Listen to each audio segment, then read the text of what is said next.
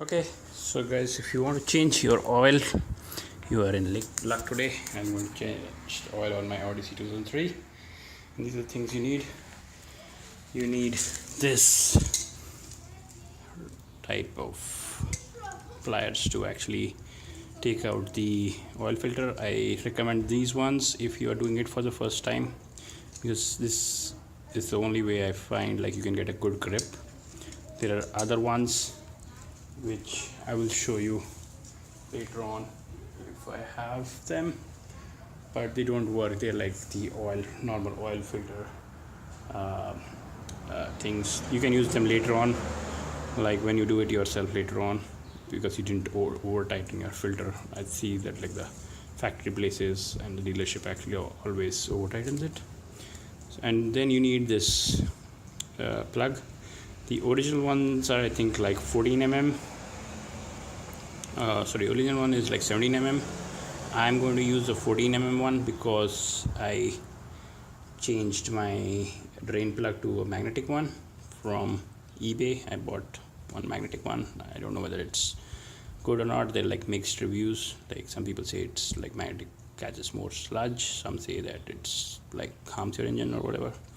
Then you need like these washers. I just bought a pack so I can do like for maybe 20-30 years but you can actually get one of these if you want, and then this is the washer you'll need to replace. Then you need the oil filter. Obviously you need the oil, and you need your socket wrench and a 14 mm as in my case. If you want to change the transmission oil, I'll show you stuff you need for this transmission oil as well. Of course you need transmission oil but yeah, and you need gloves, like you don't want your hands to get dirty. Also you need an oil pan and ramps to put your car on the ramp. So over to the next part. Okay, so I got my car on the ramps.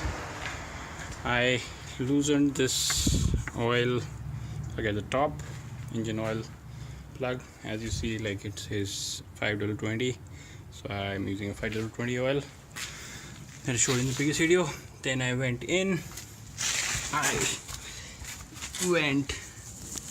to where that oil is dripping. You see the oil drain plug is back there, so you're coming front from that side on the passenger side, and then the drain plug is right there, and it's plugged in like this backwards. So you may want to use a breaker bar or something to like take it out. I have this long Craftsman driver set, so I can take it out with that. And as I told you, I am using a magnetic one, so you see a little bit of sludge. If the camera can focus properly, a little bit of sludge at the end that the magnet catches. But since the engines are aluminum, I don't know whether this is more helpful or not. You can use it at your own risk. So I'm going to so you have the drain pan here. Just remember, when you first take it out, the oil will flow like this, so you may want to keep the oil pan a little backward to catch that oil, and as the oil drains and the pressure comes less, you can bring the oil pan forward if you have like a smaller oil pan. This one is generally good, like if I place it in the right way, but obviously like even if I place this big one right at the back in the beginning, I would have problems when it starts to drip like this. So that's all for the oil drain. Now let's go to the oil filter, which is near that wheel well, I would call it, and it's like right at the top. I don't know whether I can show you properly or not, but let's try it. Okay, so here it is. You see the oil filter? This thing is like should have been attached here with this socket, but it has come loose in my old car, or maybe like the first time I did it I had to remove it, so whatever, but I had to get to that now. Okay, see you later. Okay, so I got the oil filter out and I placed it inside the pan upside down. So you take it out a little bit, and then you actually don't take out the whole filter at once, just like loosen it, and a lot of oil will drip and catch that oil. So you loosen, then you remove your hand, let the oil drip for a while, then you catch the filter, like keep rolling it, and then don't drop it though, like keep it gently, detach it. It's all filled with oil. Then you pour all the oil in the oil pan, and oil filter and oil has to be disposed as per the city regulations and like other regulations. I just give it to one of the recycling centers, and they take oil, engine oil as well as transmission oil. Thanks. See you in the next part when I put all the things together. Pour it in, have everything open down under, so like the fresh oil goes through the thing and like drains a little bit more oil. You don't have to do it, it's not by the book or anything, but remember that like oil can come out from the oil filter hole as well as the oil pan hole, so that's what you have to do. And then this is the new oil filter. You just place a bit of oil here. I generally drop a little bit of oil, and I'm using this Fram Ultra synthetic oil filter, and synthetic oil in this old car giving me no problems. I've been using it for like 2 years now.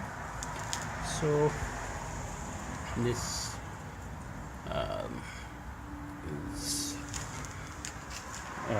is how you do it.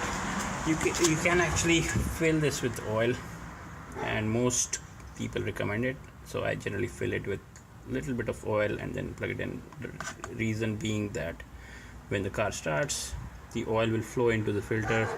If there's a cap, your engine runs with that cap initially.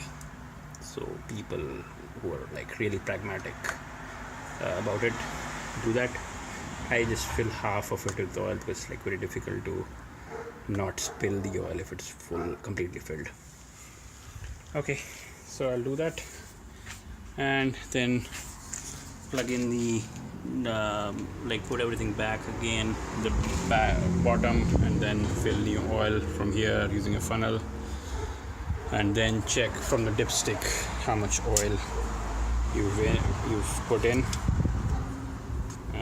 I generally put like 4 quarts in and then check, kind of like sort of. So this has these markings here for the quart marks. If you haven't noticed it on like a 5 quart panel, you also get like 1 quart of oils as well. So if you bought like 5 quarts in like 5 quart separate bottles, then you obviously know how many quarts you put in. So I generally put like 4.5 quarts every time. That's all. Thanks. See you later. The final step in your oil change process, you have to reset the oil light, otherwise it comes on every 7,000 miles. So if you don't do that, like you change your oil at 5,000, it will come back on at like after 2,000 miles. So it is the maintenance light. If you don't know what light I'm talking about, it is this one. It just went off. Maintenance required is the right one. I think it just went off now. So that one, we need to reset it. So how do you do it is basically press and hold this reset button. This button says select reset. Press it, keep it pressed, and turn the ignition on, and wait for that light to come on and off. And once it comes off, you are all done. So let me show it to you. I hope I can do this with just 2 hands. So I'm going to press this button, but how do I I didn't think of that. So let me just stand my phone here somewhere. Yeah, I guess this should do it. Okay, so hold the button down, push the brakes if you want, turn it on, wait for that light to go off. See, it came back on. Now wait till it goes back off. Yep, and then you're all set. The binder is all set. That's all. Thanks.